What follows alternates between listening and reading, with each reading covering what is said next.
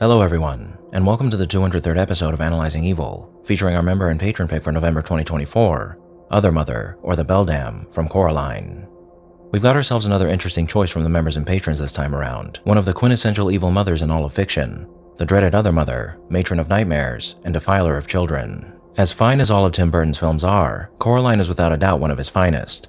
But of course, this film wouldn't be what it is without the fantastic story of the same name that it's based on by Neil Gaiman, who has unfortunately been subject to some heinous allegations recently. However, as disgusting as what he's alleged to have done is, I'm in the habit of separating the art from the artist, and Coraline is certainly a story that will continue to be considered a great tale. So in this video, we're going to discuss all the little things that make Other Mother a magnificent modern fairy tale villain, as well as one of the most memorable children's story villains that even adults can appreciate. Now without further ado, let's begin.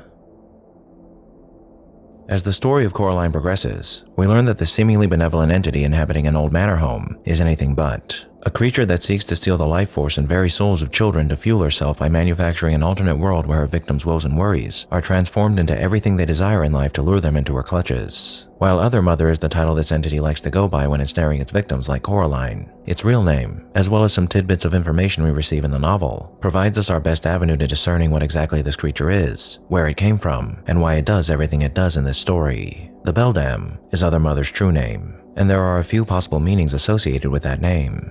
Here's a description we're given of the Beldam from Romanian folklore that we can find on a blogspot site dedicated to European myths and legends. The person who maintains this site seems to not be fluent in English, so I've altered their entry a tad to make it more understandable. But I'm not fluent in Romanian, so I'm sure I'm going to butcher some of these pronunciations. God charged the Beldam, otherwise known as Muma Pădurii, or Mother of the Forest, with protecting the forest and its inhabitants from the terrors of humanity. The Beldam is the spirit of the forest whose appearance is that of a very ugly and old woman who has the ability to change her shape. She lives in a dark, dreadful, hidden little house. However, after some time had passed, the Beldam started to increasingly hate the foolish people who often wandered into her forest because they consistently destroyed what she's trying to defend. While she primarily tries to scare humans and run them out of the forest, her fury eventually caused her to start indiscriminately killing anyone who wandered into a forest.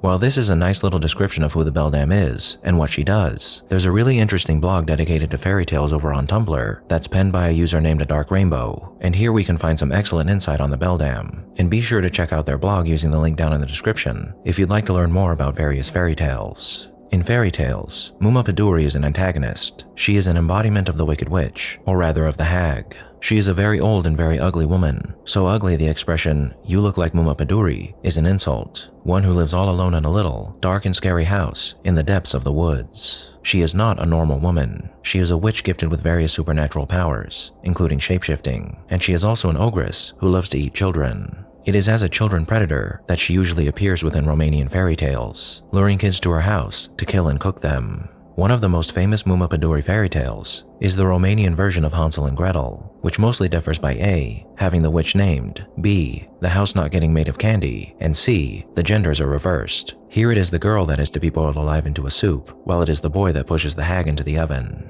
Muma Pădurii is present all across Romania, sometimes in local variations, Pădureanca, Muma Huchilui, and this explains why there are so many different incarnations of her. Sometimes she is an angry ghost of the woods, a vengeful spirit which can be heard crying among the trees for all the plants that mankind destroyed, and if a house built near the forest isn't carefully locked up at night, she will enter in them at midnight and kill all those inside. Other times she is depicted as a young and beautiful fairy of light, who will be kind and helpful to children, but will trick adults into being lost, having their body paralyzed, or dying in various ways. This specific idea of the young-faced Muma Pădurii is notably present in another folktale/fairy tale, where it is said that the Muma Pădurii is a witch that needs to eat human hearts to keep herself young and alive. As such, she takes on the appearance of a beautiful woman to lure young men into the woods, but once they are isolated enough, she turns into a giant monster and rips their hearts away. Her link to the forest is highlighted by how she is often said to disguise herself as a tree, to be a part tree woman, or a hag clothed in moss. She also can appear as a cow, a horse, or an ox.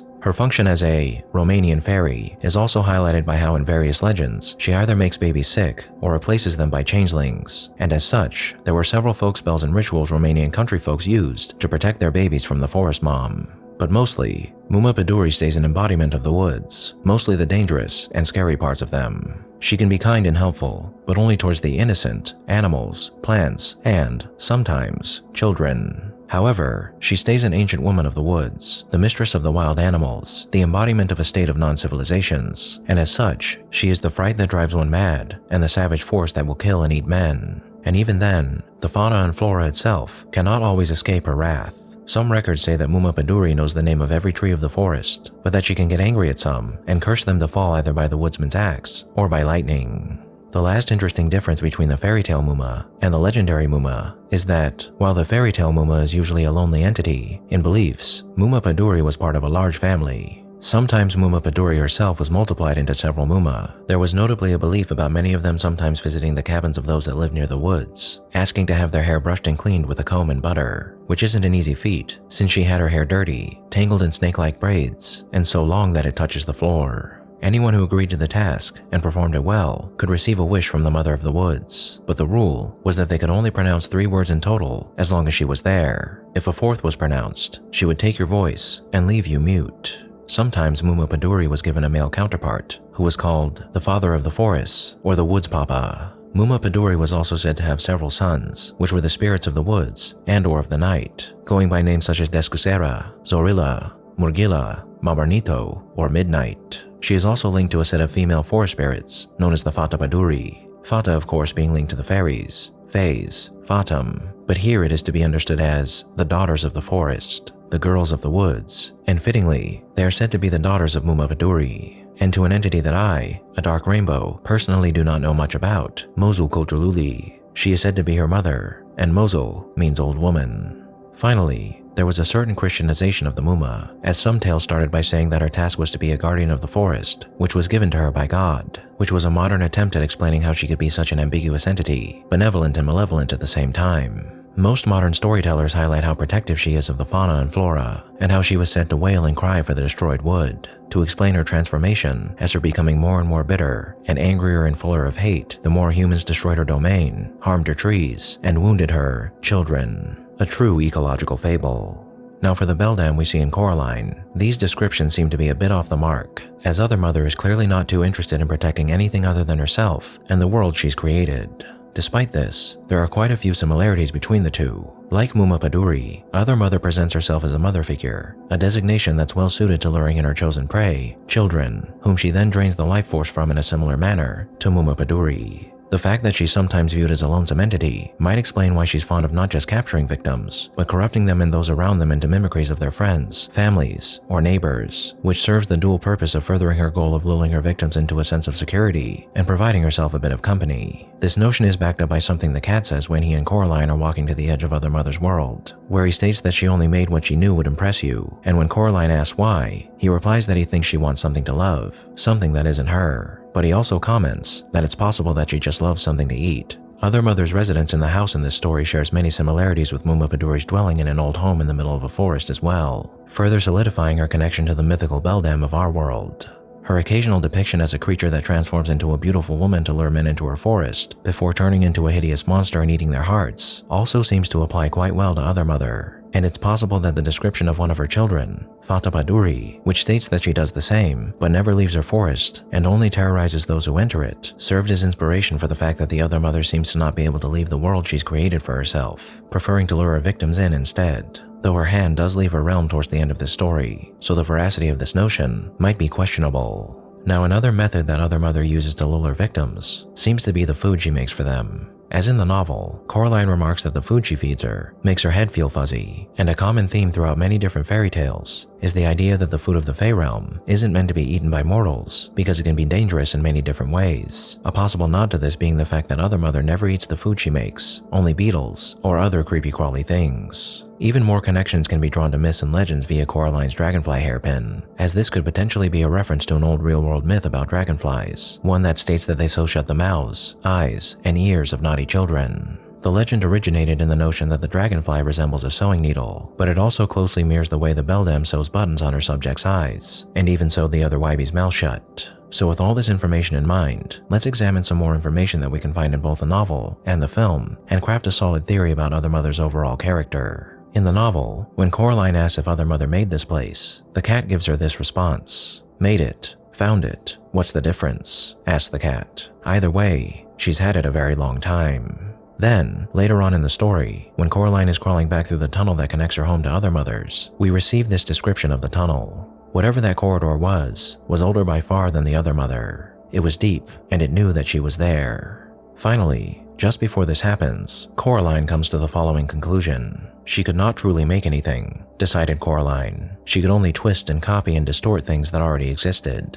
Why I believe these lines, as well as what we've learned about the Beldam of legend is important, is because of another line we receive in the book from the Beldam herself when Coraline asks if she'll keep her word when they agree to play a game. "How do I know you'll keep your word?" asked Coraline. "I swear it," said the other mother. "I swear it on my own mother's grave." "Does she have a grave?" asked Coraline. "Oh yes," said the other mother. "I put her in there myself, and when I found her trying to crawl out, I put her back."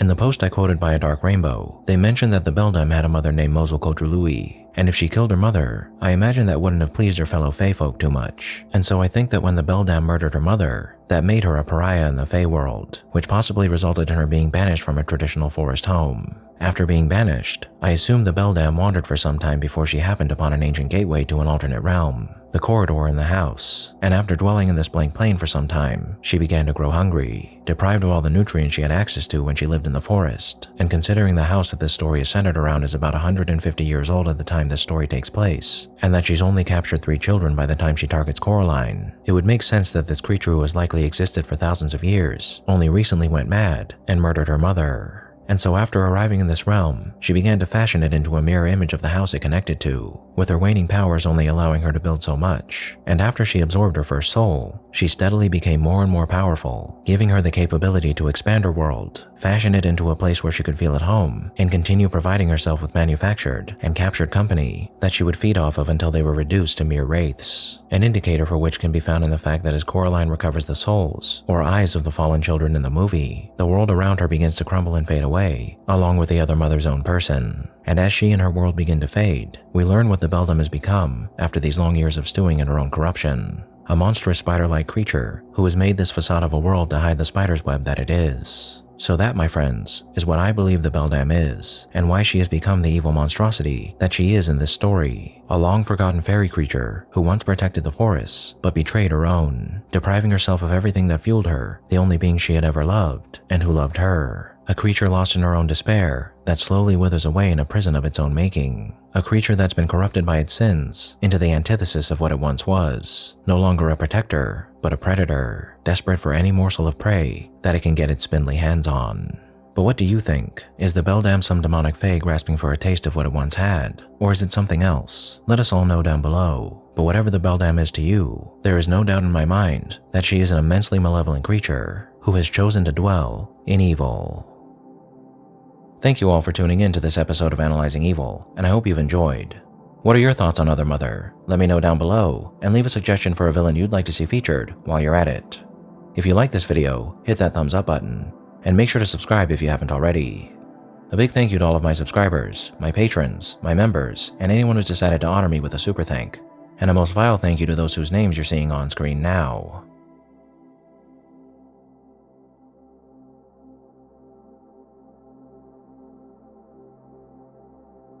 Join the channel's Discord server and subreddit to interact with myself and the community, and follow me on the social media platforms listed below to keep up with the channel. As always, thanks for watching, and I'll be seeing you soon.